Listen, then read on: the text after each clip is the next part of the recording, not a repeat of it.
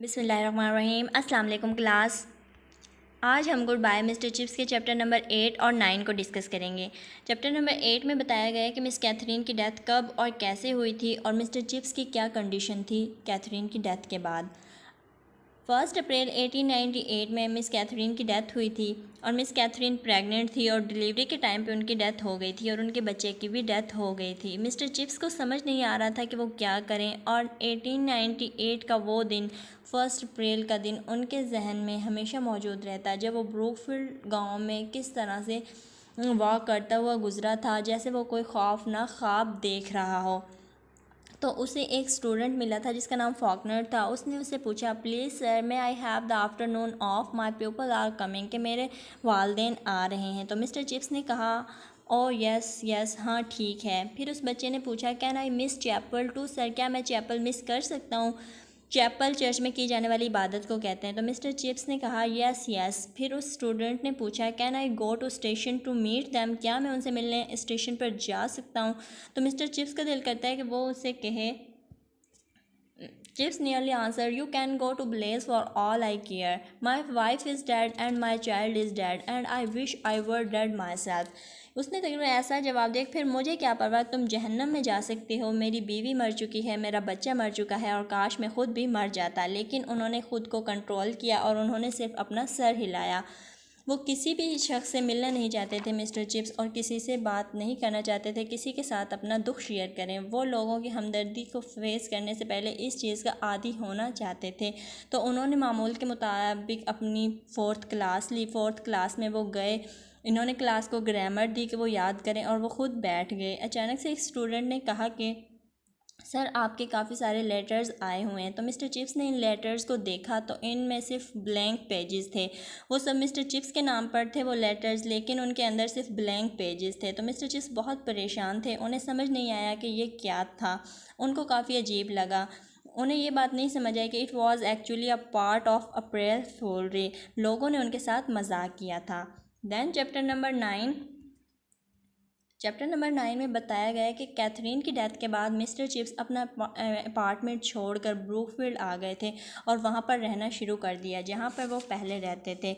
और उन्होंने house mastership को छोड़ने का फ़ैसला किया, लेकिन जो हेड मास्टर था उन्होंने उसे कायल किया कि वो इसे ना छोड़े और मिस्टर चिप्स को उन्होंने रोक लिया था।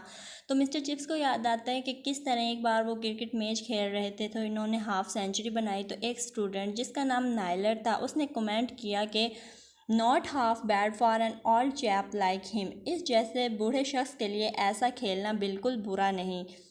तो कैथरीन की डेथ के बाद मिस्टर चिप्स बहुत ज़्यादा चेंज हो गए थे। तो उसने उसे जब मिस्टर चिप्स याद करता है इस इवेंट को तो मिस्टर चिप्स को बहुत हंसी आती है कि किस तरह 50 साल की उम्र में ही नायलर ने उन्हें को बूढ़ा बना दिया था। और मिस्टर चिप्स सोच रहे थे कि अब नायलर भी 50 ईयर्स का ही होगा।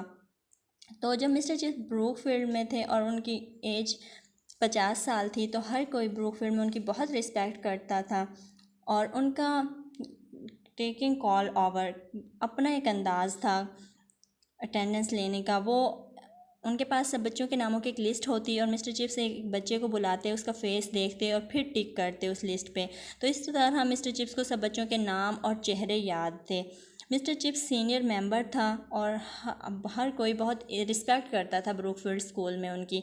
तो एक दफ़ा एक इवेंट हुआ था ब्रूकफील्ड में, लॉयड जॉर्ज आए थे, वो गेस्ट ऑफ ऑनर के तौर पर आए थे और वो एक पॉलिटिशियन थे बरतानिया के उस टाइम। तो जब वो बैठे हुए थे तो मिस्टर चिप्स ने कहा कि मुझे याद है कि जब आप छोटे थे तो कैसे थे, और मैं ये एतराफ़ करता हूँ कि आप पहले के मुकाबले में बहुत बेहतर हो गए हैं।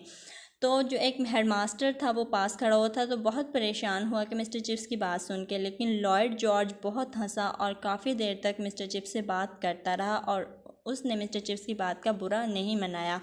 तो मिस्टर ब्रूकफील्ड में सब मिस्टर चिप्स की बहुत इज्जत करते थे और बाद में ये कमेंट किया गया था मिस्टर चिप्स पे कि जस्ट लाइक चिप्स, चिप्स की तरह होना चाहिए। इस उम्र में आप किसी से कुछ कहें भी तो ठीक होता है, कोई आपकी बात का बुरा नहीं मनाता। तो क्लास ये चैप्टर 8 और 9 में पॉइंट्स थे जो हमने डिस्कस किए हैं। आपने खुद से एक दफ़ा इन चैप्टर्स की ट्रांसलेशन को रीड आउट कर लेना है। नेक्स्ट हमने करने answer questions. Answer this question. Question number 1. How long their married life last?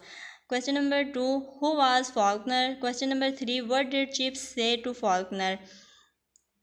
How did Chips react to Catherine's death? Question number 5, what did Chips receive on the day of Catherine's death?